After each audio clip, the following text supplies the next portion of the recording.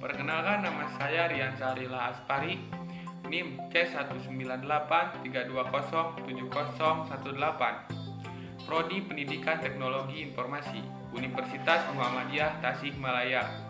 Di sini saya akan menjelaskan tentang pendekatan pembelajaran dan simulasi penerapan. Dari buku yang saya baca ini tentang teori belajar dan pembelajaran yang disusun oleh Udin S. Winata Putra yang diterbitkan oleh Universitas Terbuka. Mata kuliah ini merupakan salah satu kuliah dasar kependidikan yang bertujuan untuk memperkuat pemahaman kita tentang bagaimana proses belajar terjadi dan bagaimana seharusnya pembelajaran dilaksanakan agar potensi kita berkembang secara maksimal. Di sini proses belajar tidak dapat dipisahkan dari proses dan hasil belajar. Proses belajar harus dengan sengaja diorganisasikan dengan baik agar dapat menumbuhkan proses belajar yang baik dan pada gilirannya dapat mendapatkan hasil pembelajaran yang optimal. Ya, setiap jenis belajar mulai dari belajar isyarat sampai dengan belajar pemecahan masalah memiliki karakteristik mental dan interaksi yang khas atau spesifik. Oleh karena itu, guru dalam merancang proses pembelajaran harus memiliki pengetahuan tentang jenis belajar serta kondisi internal dan eksternal yang dibutuhkan dalam setiap jenis belajar tersebut. Kegiatan pembelajaran ini mengacu pada penggunaan pendekatan, strategi, metode, dan teknik, lalu media dalam rangka membangun proses belajar antara lain membahas materi dan melakukan pengalaman belajar sehingga tujuan belajar dapat dicapai secara maksimal. Proses pembelajaran ini dalam artian yang luas merupakan jantungnya dari pendidikan untuk mengembangkan kemampuan membangun watak dan peradaban bangsa yang bermartabat dalam rangka mencerdaskan kehidupan bangsa. Dengan demikian, maka proses belajar ini bisa terjadi di mana saja, seperti di kelas, dalam lingkungan sekolah, dan dalam kehidupan masyarakat, termasuk dalam bentuk interaksi sosial, kultural, melalui media massa, dan jaringan.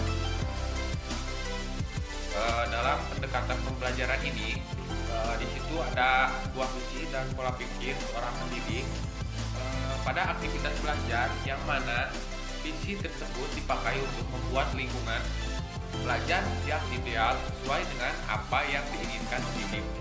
Lingkungan ideal tersebut diharapkan mampu membuat kompetisi dasar bisa diraih dan proses pembelajarannya juga bisa berjalan dengan baik. Nah, di sini juga ada pendekatan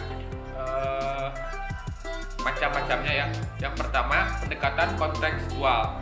Pendekatan ini dengan inisiatif guru untuk bisa mengembangkan belajar yang bisa dihubungkan dengan kondisi di lingkungan peserta didik tersebut. Yang kedua, pendekatan konstruktivisme. Pendekatan ini memiliki fokus tersendiri dalam pembelajaran, yakni pada membangun level kreativitas siswa atau peserta didik. Yang ketiga, pendekatan deduktif. Pendekatan deduktif ini aktivitas berpikir menggunakan logika untuk menyelesaikan masalah dan selanjutnya membuat kesimpulan dari masalah tersebut. Yang keempat, ada pendekatan induktif.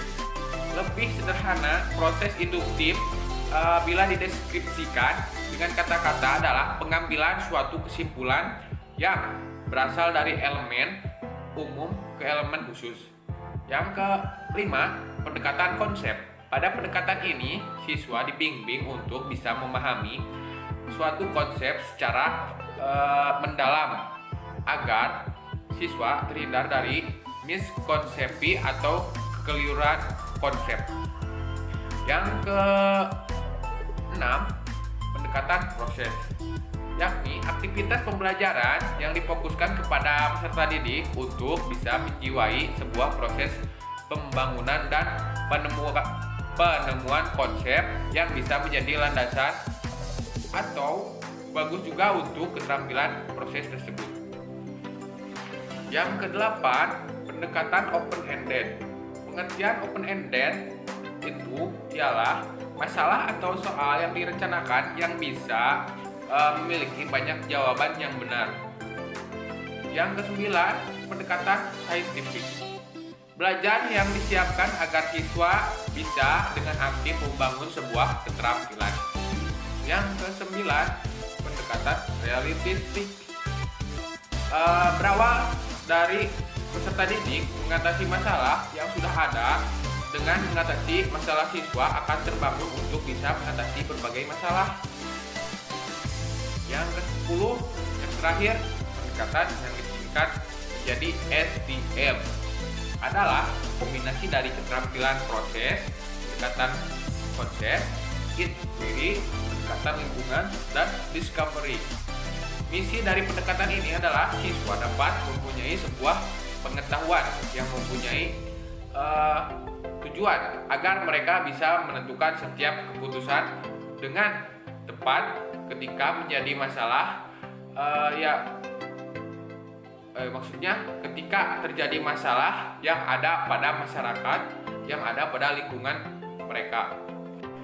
Dalam hal simulasi penerapan ini merupakan salah satu metode pembelajaran yang memberikan penyajian berupa pelajaran dengan menggunakan situasi maupun sebuah proses yang nyata. Dalam metode ini, peserta didik diminta untuk terlibat secara aktif dalam melakukan interaksi dengan situasi yang ada di sekitar lingkungan. Siswa diminta untuk menerapkan pengetahuan yang telah diperoleh atau yang telah dipelajari sebelum-sebelumnya. Adapun tujuan simulasi penerapan ini yakni yang pertama, membuat siswa dalam menerapkan keterampilan untuk membuat keputusan dan dalam menyelesaikan masalah. Di awal juga sudah disebutkan oleh saya. Yang kedua, membantu siswa untuk mengembangkan kemampuan dalam berinteraksi antar sesama manusia. Yang ketiga, guru memberikan kesempatan pada siswa untuk menerapkan tentang berbagai prinsip dan teori. Yang keempat, membantu peserta didik untuk meningkatkan kemampuan kognitif, afektif, dan psikomotornya. Mungkin sekian penjelasan dari saya tentang penerapan pendekatan pembelajaran dan simulasi penerapan.